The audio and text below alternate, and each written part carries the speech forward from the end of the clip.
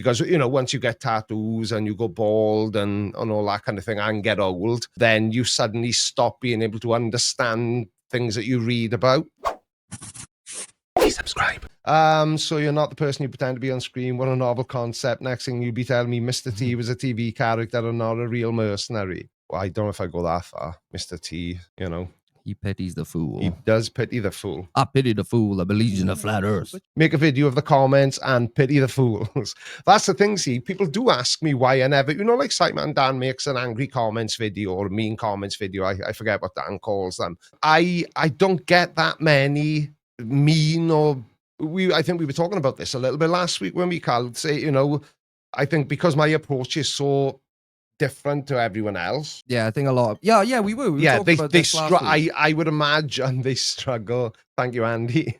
I would imagine they struggle to know how to... Because I would imagine they are sort of also... well, you know, you don't attack the person, you attack the idea. But I think because of the way I present the ideas or the explanations about why their ideas are wrong is so far removed from what they're used to dealing with from like Simon Dan, Toon and FTFE and all the other boys.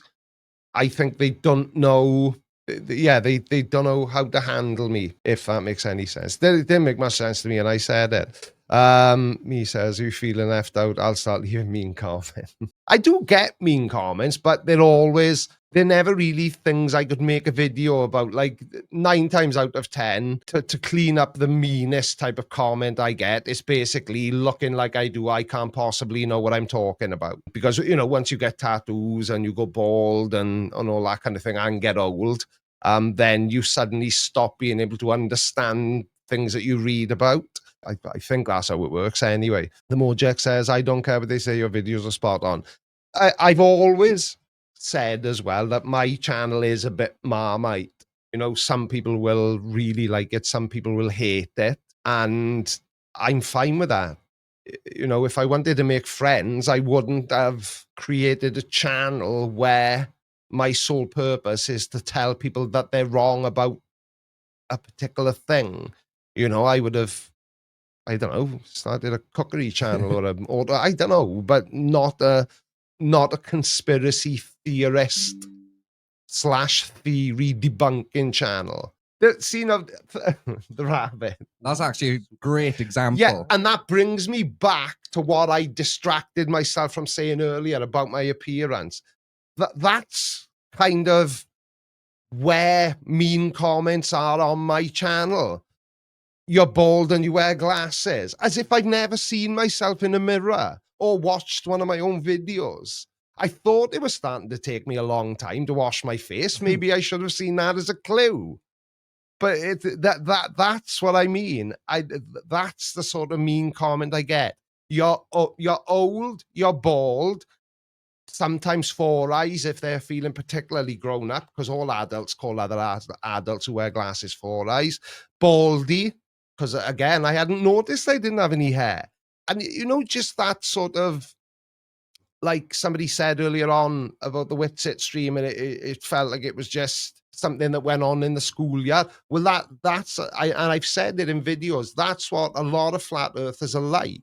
It's, you know, they're in a debate, we'll say, against FTFE. And when they rage quit, they're basically going, you smell and my dad's going to beat you with dad up, and they leave. It's that sort of childish, but I suppose if you believe the earth is flat, then being a childlike, or having, a childlike belief system is required, because I don't know. They seriously lack creativity and insulting you. They made an entire damn song about Simon Dan. Someone made a song about you before, I remember. Yeah, it was... that was years ago. Yeah, I've forgotten his name now. He's still about, and he still does that. And he's a really talented guy. Is he? He is. Very, very talented musician. That's funny. I've forgotten his name now. We best not try and figure out what it is, in case he's like Beetlejuice, you say it 3 times and the next thing he's in the side chat. You've got a shit arm and that's a bad tattoo. Again, it's Andy, the devil's marks on your skin. Yeah. It's, because because I think we said this in last week's stream as well. You know, the short, the one that had 1.5 mil views, Yeah. the guy with loads of tattoos all over his face, and he had his ears stretched, but he had weights in them and all that.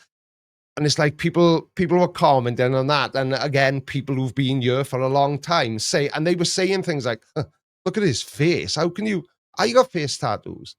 So if I say this right, and I've got face tattoos, but that guy who had more face tattoos than me, a lot more, admittedly, Oh, he had full yeah, coverage. if to be he fair. says it's by default wrong because he's very, very, very heavily tattooed everywhere, including his face. Yeah, because there I was. don't like that. Look, it's not for me, but to each their own, who are we to judge? Yeah, these are the sorts of comments I get, which is why they're, I suppose I could make them into a funny mean comments video, but I don't know. Bad comment is you scare my sheep. Well, I don't know if that would be a bad comment. That would just be, It's a compliment, Will. yeah, it is. Shows him a bit of a stud muffin. Oh, there we are. Brian knows the score. All Welshmen. All Welshmen scare sheep. Storm, I scream mint sauce out the window every time I drive past sheep. And we drive past a lot of sheep in Wales. It's not a negative stereotype to say there are a lot of sheep in Wales, because there are. As long as it doesn't actually bother you, we don't need you staying up at night over me. No, I don't.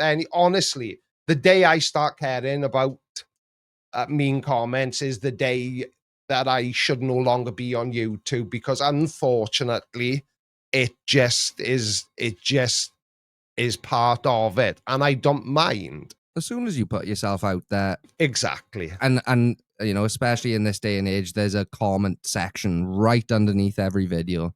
You're able to say whatever you want. Yeah, and in the case of live streams, there's a comment section right there as we're going in real time. Yeah. That we've got control over. Yeah, but people are not very imaginative in the way they insult me, and it doesn't bother me. I need to pull up a comment here. I don't always agree with you, but that doesn't mean I'm going to say mean things about you. That's childish. Yeah. The reason I brought that up was because that's also a good point. I think it is very important, especially in these times, to purposefully consume content from people you don't always agree with. Yeah. I actively do it because the last thing you want to do is back yourself into this internet bubble. Yeah. Where you're having your own, everything is confirmation bias. Oh yeah, great. Yeah, great. I actively will watch people who I know I'm going to disagree with what they say. Yeah. But I find insight in the disagreement, and I might, it can go one of two ways. It either solidifies my current opinions because I'm able to justify them, or changes them. It allows me to think differently on an opinion I might have held for a long time. And then you grow as a person. I do think it's very important. And if you only consume content from people you constantly agree with, it's called an echo chamber. I would encourage you to broaden your viewing habits. Michael says you're a good person, Creaky, more or less. That's why I came here.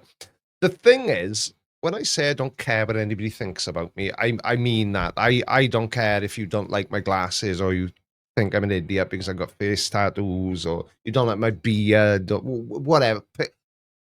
Pick a flaw. I've got loads, but so have you. It's just some people are happier to acknowledge the fact that they have flaws. But like I said right at the beginning, you only know about me what I want you to know about me. So, do you think that would be a good way to say it, Carl? Yeah, I think you've got to have boundaries as well as, you share what you're happy to share with your audience, which is quite a lot, to be fair. It's not like you've got this secret life. No, Jesus, no. I'm not like a ninja on a Sunday morning, going around rescuing damsels in distress, and I'm not running a blue chip company and earning $10 billion a year. I just hadn't mentioned it.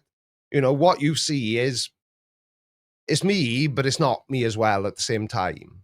It's just like a slice of who you are. Yeah. But no one, maybe with the example of Chris Shapley a little bit, I guess. Yeah. No one really will No. ever truly know who you are. That's why assumptions in comment sections are always, especially for me, I guess, because you're my dad, they're quite humorous because they'll make wild assumptions. I'm like, if you knew him personally, you would be giggling at how far from the truth that is. Like, you know, people would just make these assumptions, and I'm like, no, you're so far off. Yeah, it's weird, but that's the thing here. Maybe that's why. Maybe I do get plenty of mean comments, but I just don't interpret them that way myself, because quite often I just find them funny because they're so unimaginative that.